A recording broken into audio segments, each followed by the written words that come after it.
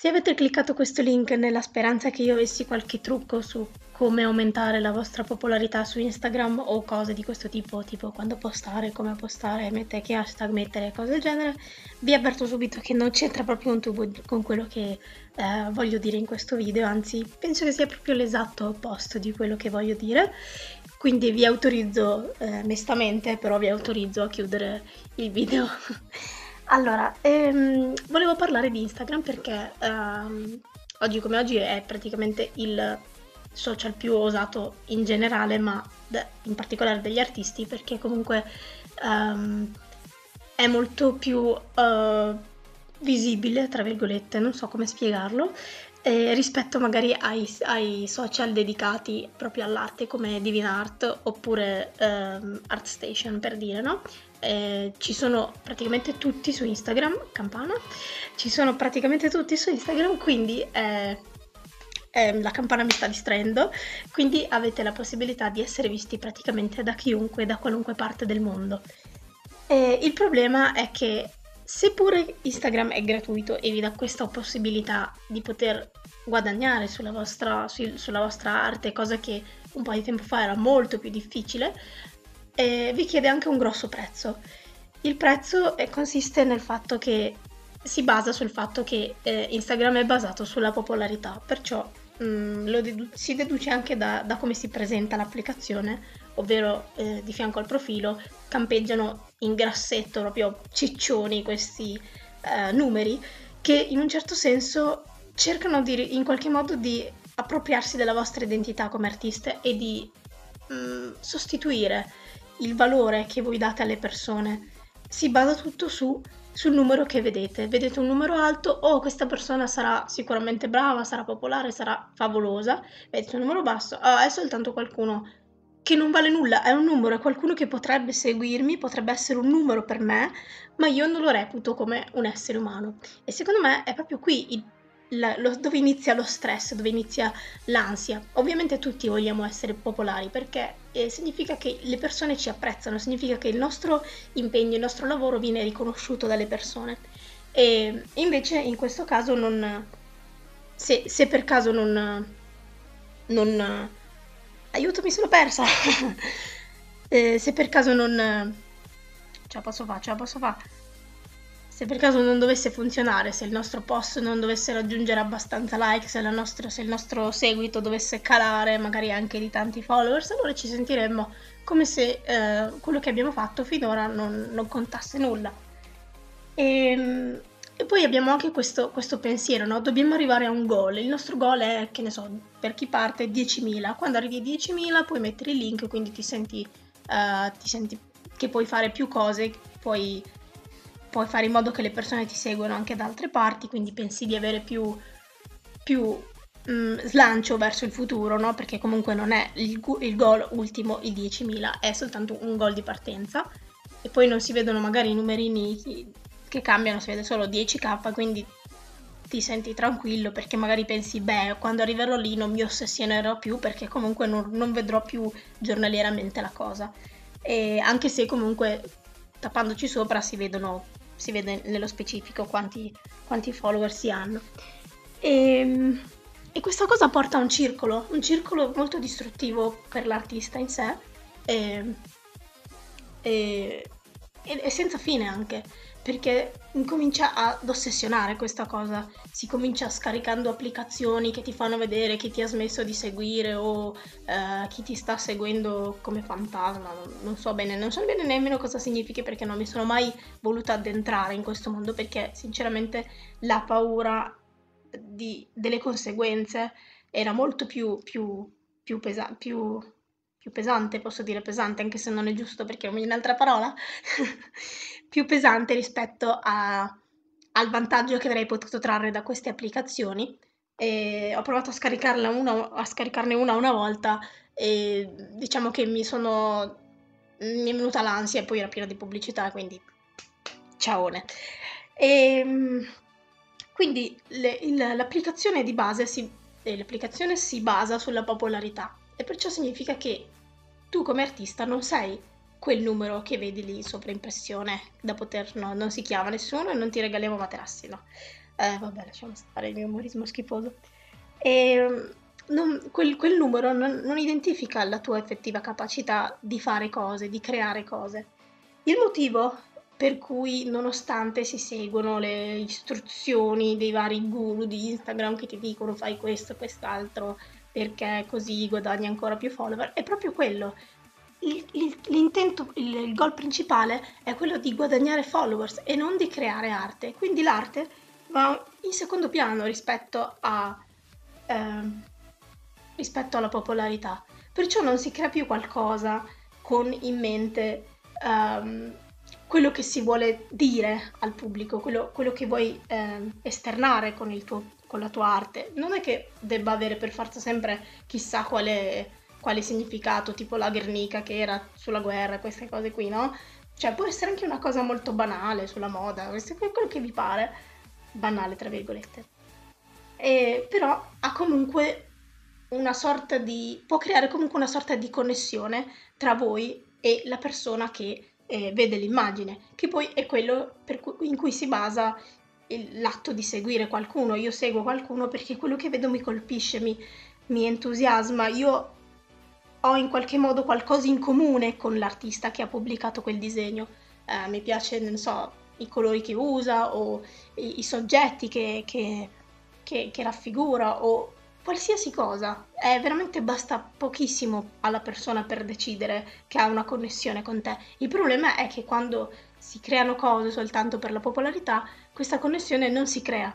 Quindi, lasciando stare i bot e tutte quelle altre stupidaggini che le persone usano disperatamente, anche perché in un certo senso, ma non in un senso positivo, è comprensibile che esistano queste cose perché è un'applicazione che fa guadagnare dei soldi. La popolarità non è una cosa, cioè noi ne parliamo come se fosse una robina del cavolo così, ma in realtà porta a un lavoro, porta ad avere un guadagno, porta a poter vivere di questa cosa. Quindi qualsiasi cosa che permette di guadagnare soldi è sfruttata come se non ci fosse un domani e con le peggio tattiche, no? Per poter fregare i polli, quindi bot e applicazioni che ti fanno fare cose capriola all'indietro per avere chissà cosa, però alla fine non, diciamo, non funzionano secondo me per gli artisti, perché comunque anche le persone che hanno 1 milione di followers, per esempio,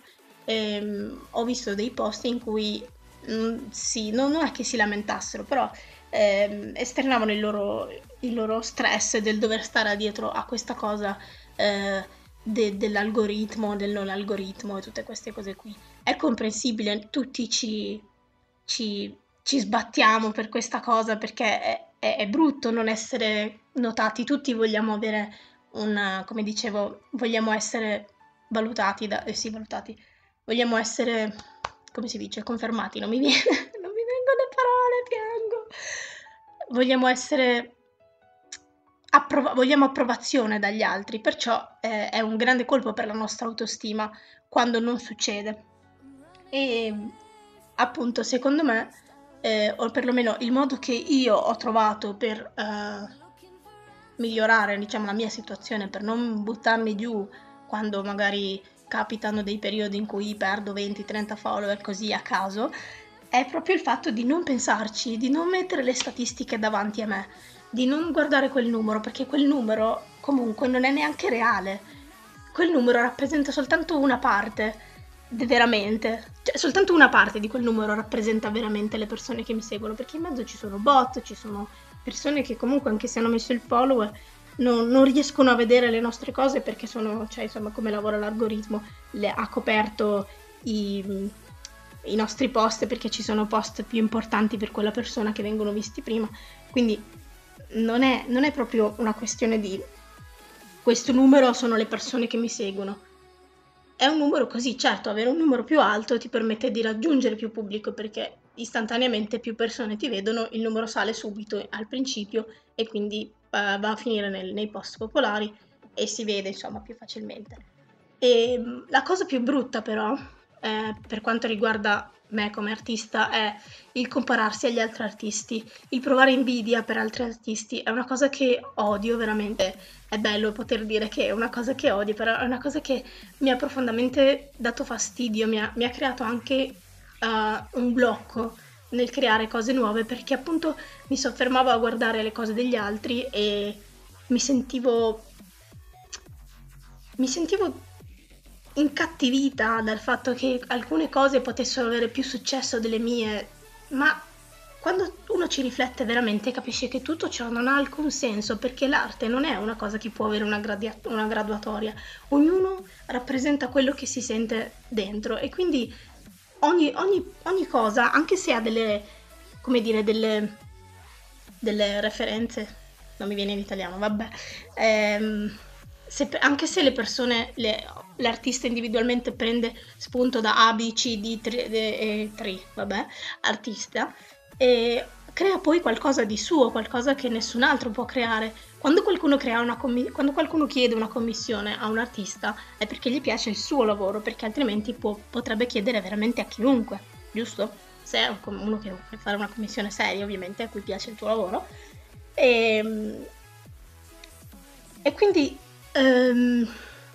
è una situazione veramente brutta di cacca perché ti trovi a non a odiare, ma a invidiare delle persone, a chiederti ma perché loro cosa hanno che io, cosa hanno loro che io non ho? Perché io non riesco? Perché io non posso, io merito di più, tra virgolette, no? Cioè, tra virgolette, per esempio, un pensiero che potresti avere sicuramente, io nei momenti peggiori penso di averlo, credo, no, nei momenti peggiori l'ho pensato, non credo né penso, l'ho pensato, è che mi mette proprio disagio, come si può notare, anche solo il fatto di ammettere di aver avuto questi brutti pensieri, però siamo esseri umani, alla fine tutti abbiamo dei pensieri un po' così delle volte, no? L'importante è riflettere sopra le cose. E, e quindi è questo, secondo me. Non credo che ci siano delle cose, bisogna proprio lasciare l'algoritmo da una parte e pensare a che cosa tu vuoi trasmettere alle persone, devi concentrarti cioè devi, se segui, se la pensi come me, devi, oddio, ce la posso fare o devo prendere delle lezioni di edizione o cose del genere perché veramente a fare i discorsi sono una pippa. E appunto devi concentrarti sulla connessione che puoi avere con altre persone e non su quanto quelle persone siano dei numeri da aggiungere alla lista, perché comunque sono esseri umani. E questo porta a un altro consiglio, ovvero quello di creare una community, creare un piccolo cerchio o più piccoli cerchi. Io per esempio diciamo che ho la cerchia separate perché ce n'è una in italiano e una in inglese. Chiaramente la questione del linguaggio crea un po' una barriera, soprattutto se qualcuno fa fatica e non lo parla bene, quindi non riesce ad aggiungersi, diciamo, no? Però ho molte persone che ritengo veramente delle brave persone che mi supportano, che mi commentano, che anch'io comunque supporto e commento, e si crea questo reciproco, come dire, supporto. E in questo modo si parla anche delle cose, di cose che stressano, di cose belle, di cose in comune. In questo modo diventa più rilassante il clima, perché quando si è da soli comunque si è più proni ad avere questi brutti pensieri, a rimanere in ansia, queste cose. Invece quando si è in compagnia si tende a pensare di più alle altre persone, a un gruppo, al fatto che siamo sulla stessa barca, si crea del cameratismo e in questo modo secondo me si combatte moltissimo il fattore dell'algoritmo, delle cose, perché alla fine ci pensi, ma sì, poi dopo si creano delle cose insieme, tipo collaborazioni, sto avendo il fiatone perché mi sono dimenticata di respirare, perciò non va bene, ce la possiamo fare. E, e quindi, that's it. È tutto quello che penso di aver imparato in quest'anno, in cui anche io, io mi ritengo una persona abbastanza ottimista, vedo sempre il bicchiere mezzo pieno, però è quasi impossibile, penso, sfuggire alla trappola dell'algoritmo, perché comunque è una cosa, penso che sia stata proprio studiata in questo modo per fare acquisti dentro l'app, tipo le promozioni, si chiamano promozioni, sì, per fare questo genere di cose o comunque per utilizzare sempre di più l'applicazione. E ora che è diventata una cosa veramente un fenomeno mondiale è ancora peggio. Però io ancora l'aggiornamento non mi è ancora arrivato, però so che hanno voluto fare un esperimento togliendo la possibilità alle altre persone di vedere, di vedere i, i like, quindi tu puoi vedere i tuoi like ma non puoi vedere quelli degli altri. Secondo me quello è eh, un passo verso qualcosa di positivo. Io voglio credere che non siano tutti malvagi eh, gestori, amministratori di corporazioni malvagissime e che magari l'abbiano fatto davvero perché si rendono conto dei risvolti psicologici che può avere una cosa del genere, perché molte persone si stressano veramente tanto. Io la vedo un po' così, la butto un po' all'acqua di rose, faccio dell'altro magari, no?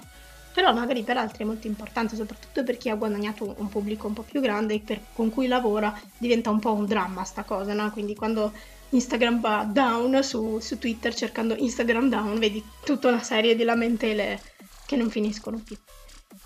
C'era una frase che però adesso non so se riesco a recuperarla, vediamo un attimo, sul fatto di comunque apprezzare più che altro le cose che abbiamo intorno, perché comunque, ho detto comunque 3 volte, questo è il video del comunque, e ci concentriamo tantissimo sui problemi, sui problemi, sulle cose brutte, no?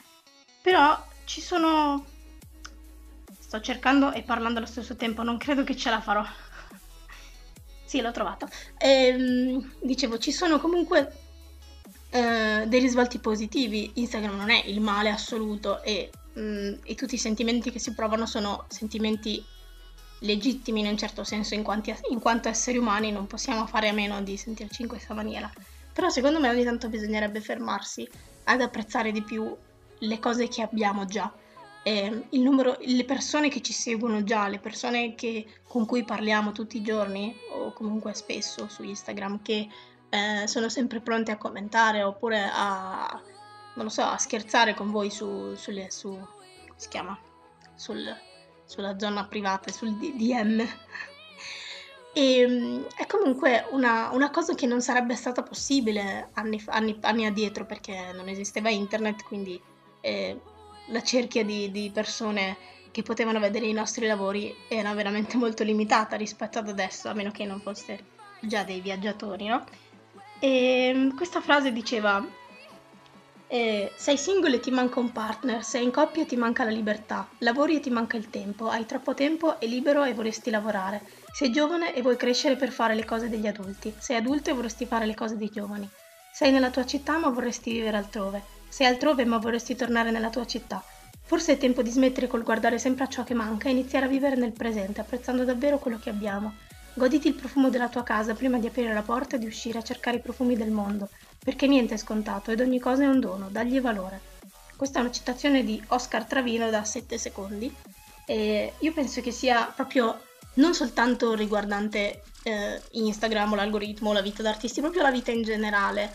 Molto spesso ci soffermiamo a lamentarci comunque o a stare male per cose che potrebbero succedere per il futuro, per cose che non abbiamo, cose che ci mancano, quando veramente dovremmo concentrarci di più su quello che abbiamo, sul processo, sul fatto che comunque siamo nati con 2 mani e siamo in grado di usarle per disegnare, per creare qualcosa, anche dal niente, solo dalla nostra mente. E questa è una cosa che dovrebbe essere stupefacente. Lo so che questo è un momento col cuore, con amore, ed è un po' strano, però secondo me è così. Bisogna cercare un attimo di rilassarsi, di capire che va tutto bene, che comunque sei qui, sei vivo e le cose possono sempre migliorare, non devono per forza andare peggio. Quindi se anche perdete 20 follower in un giorno, non succede nulla. Perché quelle persone evidentemente non sentivano più se non erano bot e account cancellati e cose del genere, quelle persone non sentivano più una connessione con voi e quindi hanno deciso di rimuovervi, ma non è una cosa per forza irreversibile, magari potrebbero tornare. E quindi non vi angustiate troppo su questa cosa. E quindi sono già 20 minuti, io ho parlato troppo, ho detto un sacco di nonsense.